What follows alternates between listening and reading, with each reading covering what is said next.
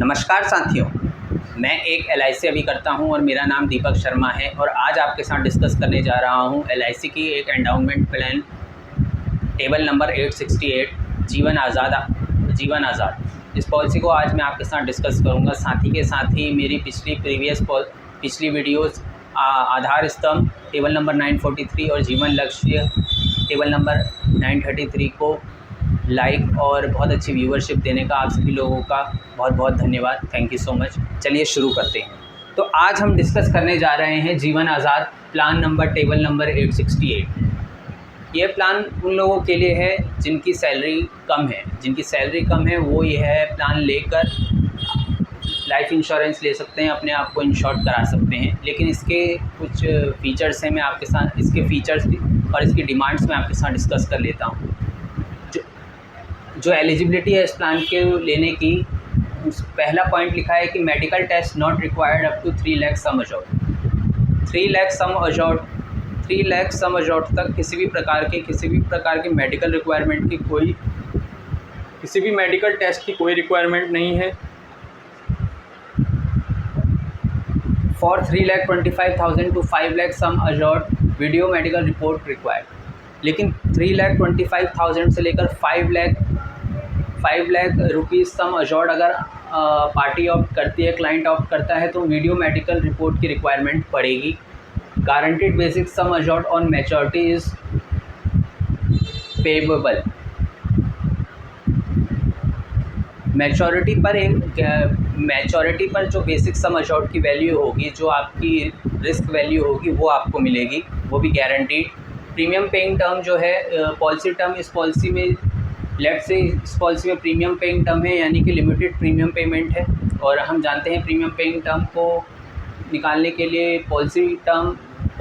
इसमें premium paying term को निकालने के लिए पॉलिसी टर्म में से 8 ईयर्स को माइनस करना होगा।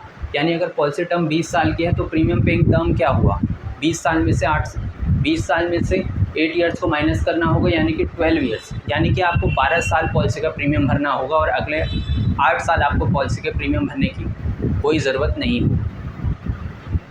अब मैं आपके साथ इस पॉलिसी की eligibility, condition and restrictions discuss कर लेता हूँ।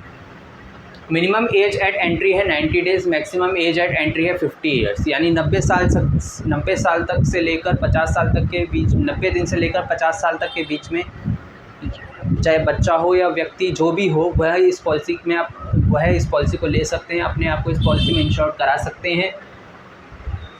पॉलिसी की जो टर्म है, पॉलिसी टर्म है वो 15 से 20 साल तक के लिए है।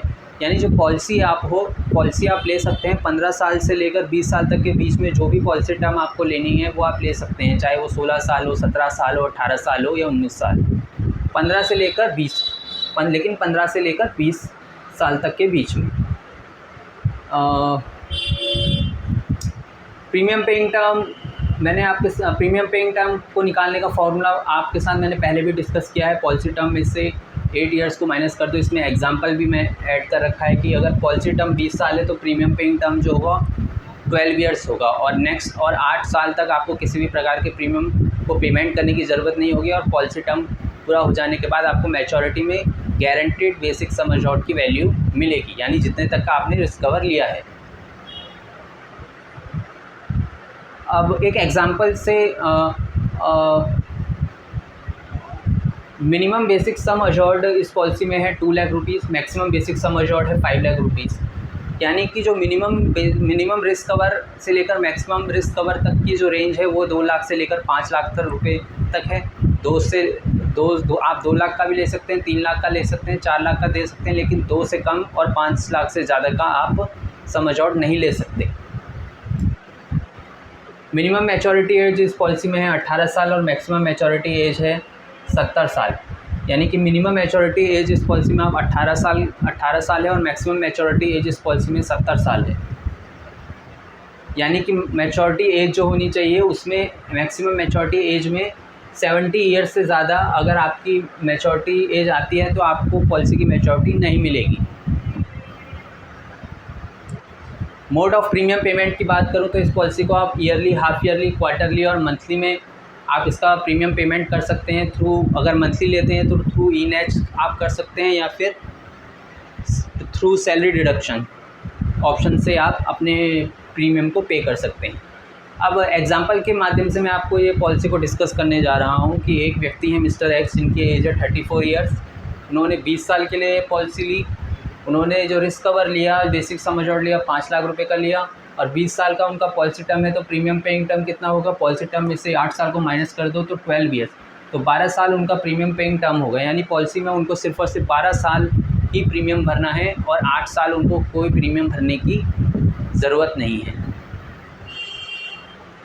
अब यहाँ पर एज 34 में पॉलिसी होल्डर ने अपने आप को इंश्योर्ड किया पूरे के पे प्रीमियम फॉर 12 ईयर्स। 12 साल में उन्होंने जो प्रीमियम पे किया तो ईयरली उन्होंने ईयरली मोड चुना था, तो ईयरली प्रीमियम उनका अप्रॉक्स जाता था 23,867 रुपीज़। तो टोटल पेड प्रीमियम किया उन्होंने 2,86,404 रुपीज़। और जैसा कि लिमिटेड प्रीमियम पेमेंट है तो 12 साल ही प्रीमियम को पेमेंट करना है और अगले 8 साल किसी भी प्रकार से प्रीमियम का पेमेंट करने की कोई ज़रूरत नहीं है। और जो मैच्योरिटी एज है, यानी कि एज 34 है, एज और पॉलिसी टर्म 20 ईयर्स है, और एज प्लस पॉलिसी टर्म को अगर हम ऐड कर दें तो हमें मैच्योरिटी की एज पता चल जाती है, जो कि है 54 ईयर्स।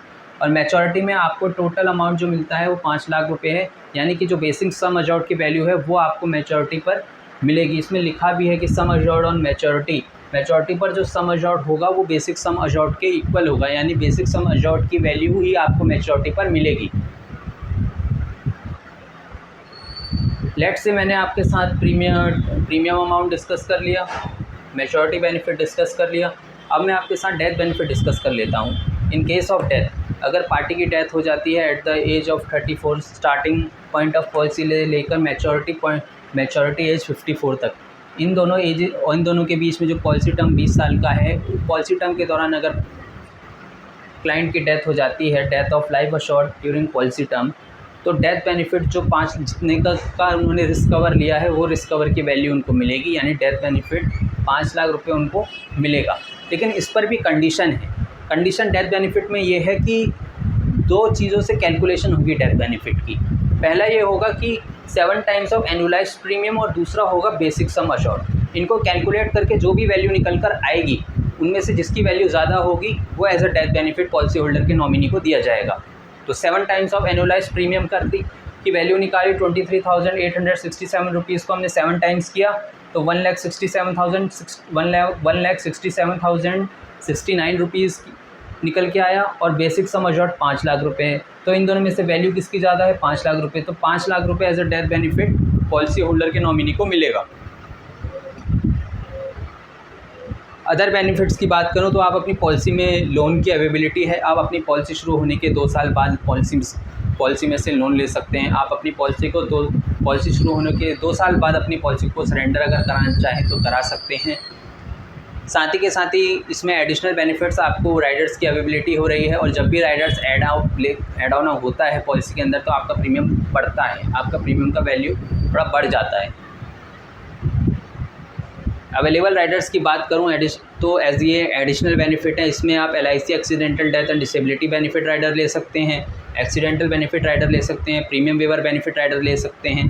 तो अगर आप accidental death and disability benefit rider लेंगे तो आपको डेथ बेनिफिट के टाइम पर 5 लाख रुपए अगर कस्टमर की डेथ एक्सीडेंटली होती है तो फिर आपको डेथ बेनिफिट 10 लाख रुपए तक का मिलेगा।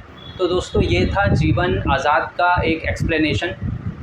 मैंने आपको ये प्रेजेंटेशन देने की कोशिश करी। इन शॉर्ट में आपको जितना आसानी से समझा सकता था मैं और उतना मैंने अब समझाने की कोशिश करी है। साथ ही ये हमारे एंडाउनमेंट प्लान्स की जो सीरीज़ है ये भी आज ख़त्म ही हो रही है, क्योंकि अगले वीडियोस में मैं आपसे दूसरे प्लान्स को डिस्कस करूँगा।